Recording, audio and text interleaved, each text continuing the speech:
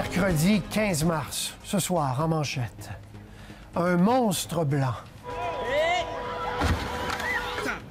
Au moins 4 morts sur les routes de la province depuis 24 heures. Nuit blanche sur l'autoroute 13. Je suis resté pris, puis il n'y a pas de moyen de sortir. Comment se fait-il que des centaines d'automobilistes soient restés coincés si longtemps? Pour l'instant, Québec n'a pas de réponse. Visiblement, il y a quelque chose qui s'est passé, qui ne s'est pas passé de la meilleure manière possible. On va faire un bilan provisoire de tout ça d'ici vendredi. Des accumulations de 40 cm à Montréal, jusqu'à 70 en Montérégie. La tempête souffle maintenant sur l'est du Québec.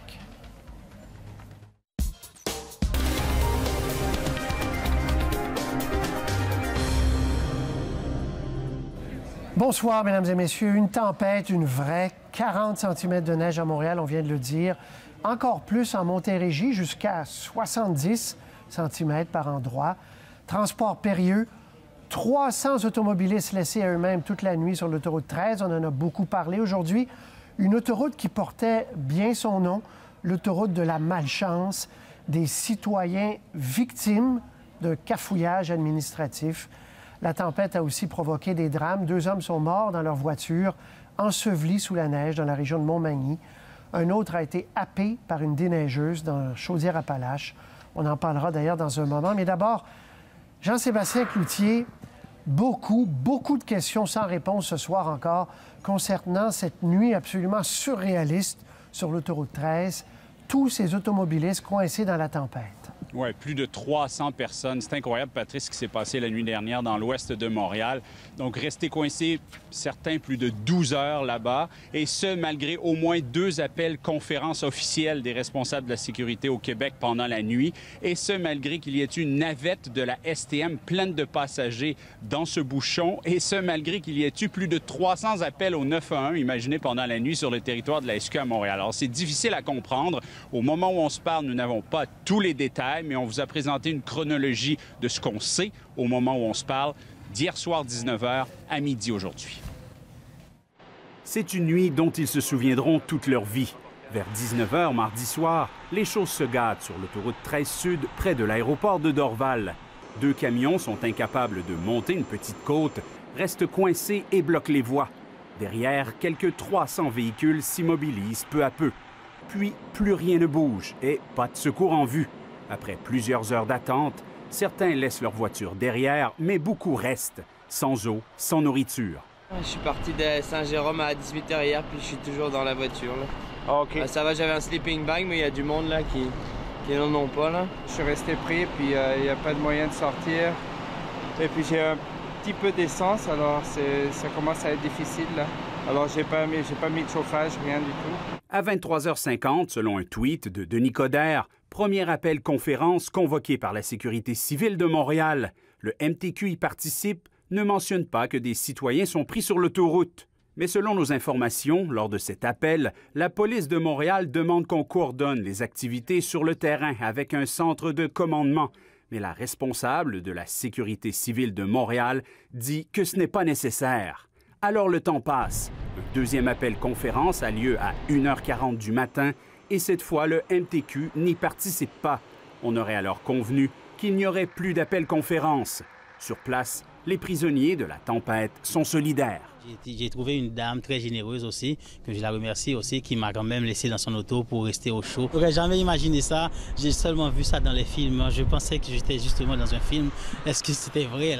3h27 du matin, la SQ appelle les pompiers de Montréal pour savoir s'ils ont des effectifs afin d'aider à l'évacuation de 300 véhicules immobilisés. Le central de communication est en attente de savoir les besoins. À 4h29, ont dépêché le chef aux opérations qui est situé à la caserne de Lachine. C'est donc à l'aube que les secours s'organisent enfin avec les pompiers. Les premiers automobilistes sont évacués à 6h vers un centre communautaire de Lachine. Les pompiers envoient aussi un autobus en renfort sur la 13. On est content que l'autobus avec les toilettes et tout de l'eau arrive, parce que ça faisait là, quand même presque 12 heures. Là. On est bien content, mais on a hâte d'arriver à la maison. Entre 7 et 8 heures, on commence à déneiger la 13 et remorque enfin des véhicules. Peu à peu, les premiers automobilistes quittent les lieux. À 9 h, le maire Coderre est frustré. Je trouve inacceptable que des gens soient restés pognés pendant 13-14 heures. Québec, 9h21. Les ministres du Transport et de la Sécurité publique marchent sur des œufs.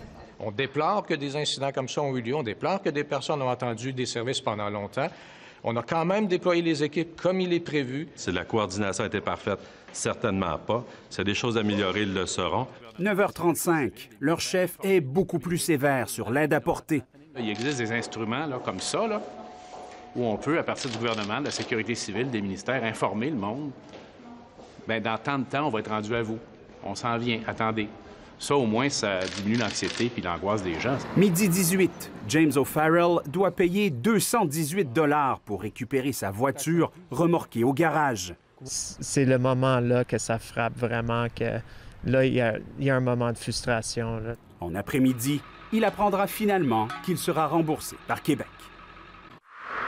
On lui parlera en deuxième partie d'émission, M. O'Farrell, d'ailleurs, qui était frustré à bon droit.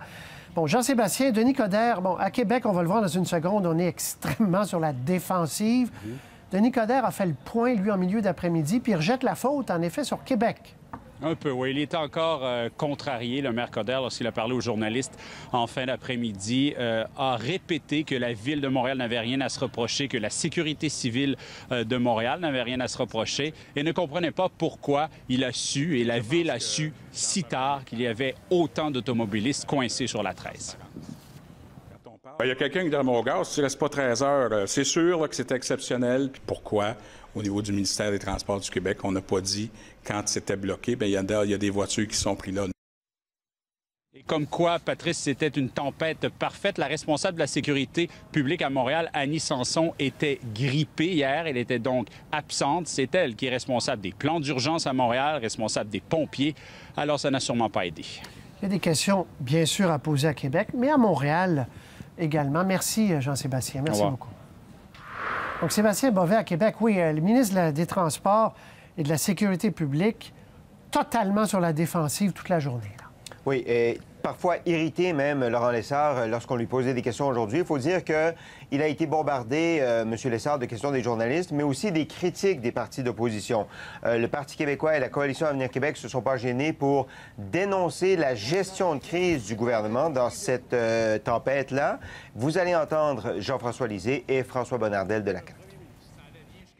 Les mesures n'ont pas été prises et le gouvernement est en dessous de tout dans la coordination de cette crise. Il y a certainement des gens qui méritent un coup de pied au derrière aujourd'hui. Je dirais une chose au MTQ, là, sortez skidoo, sortez les motoneiges, sortez les 4 roues, mais allez aider les gens. Ça n'a aucun sens qu'il y a 10 heures. Les gens ont attendu près de 10 heures dans leur voiture, pas capables d'aller les chercher. On est en 2017. Là. En fait, c'est le premier ministre, Sébastien, qui est venu dire vers 10 heures, en effet, ça n'a pas de bon sens ce qui est arrivé, là. Oui, comme s'il avait sonné, c'est comme si ça avait été un électrochoc pour ces deux ministres, Laurent Lessard et Martin Coiteux. M. Lessard, le ministre des Transports, s'est exprimé 3 fois aux journalistes, a parlé 3 fois aux journalistes aujourd'hui. La première fois, il semblait irrité par les questions. La deuxième fois, il a laissé entendre qu'il trouvait déplorable la situation. La troisième fois, inacceptable ce qui s'était passé la nuit dernière. Alors, les ministres cherchent des explications et des réponses à leurs questions, notamment auprès du ministère des Transports et de la Sûreté du Québec. Pour l'instant, on n'a pas d'explication sur ce qui s'est passé, à part de dire qu'il y a eu un problème de coordination, de communication. Écoutons donc les deux ministres. Le premier ministre a absolument raison de dire que c'est inacceptable ce qui s'est passé. Puis je pense la même chose, puis mon collègue Laurent pense exactement la même chose. C'est pour ça qu'on est devant vous. Je trouve que la réponse par territoire n'a pas été égale. C'est pas un problème d'effectif, c'est un problème de coordination, d'intervention puis de communication. Ça, je peux vous le garantir.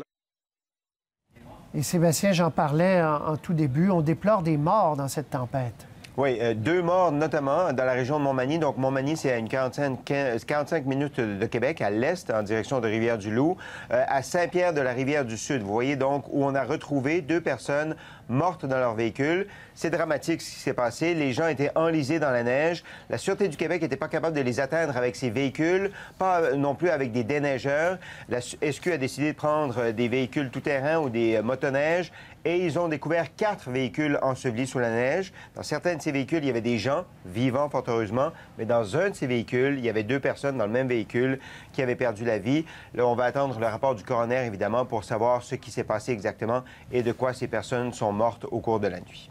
Merci, Sébastien. Je vous en prie. Merci. Montréal, la blanche aujourd'hui, Montréal paralysée, comme nous le dit Olivier Bachand. Une ville pratiquement paralysée. La grande majorité des écoles primaires et secondaires du Grand Montréal fermées, les universités montréalaises qui annulent leurs cours pour la journée. À l'UQAM, c'est du jamais vu depuis la crise du verglas de 1998.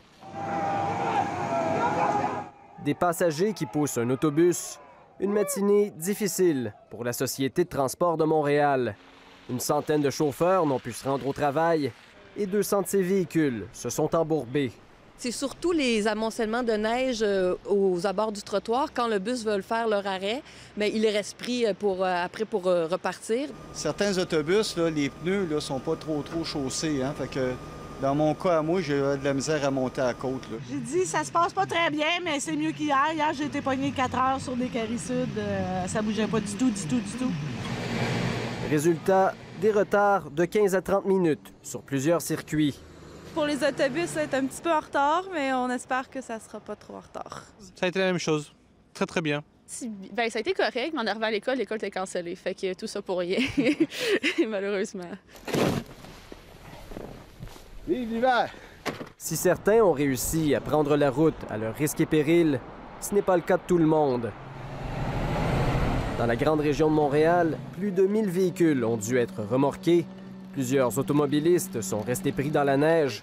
D'autres en ont demandé un peu trop à leur voiture. Il ne faut pas que tu fasses spinner les roues de sourd, les faire tourner de sourd pour rien. Tu brises la transmission, ces choses-là. Il ne faut pas insister. Il faut pelleter, comme il faut. Mais pour certains, comme Charles, la tempête n'amène que du plaisir. Je pète. Est-ce que t'aimes ça? Oui. Ici Olivier Bachand, Radio-Canada, Montréal.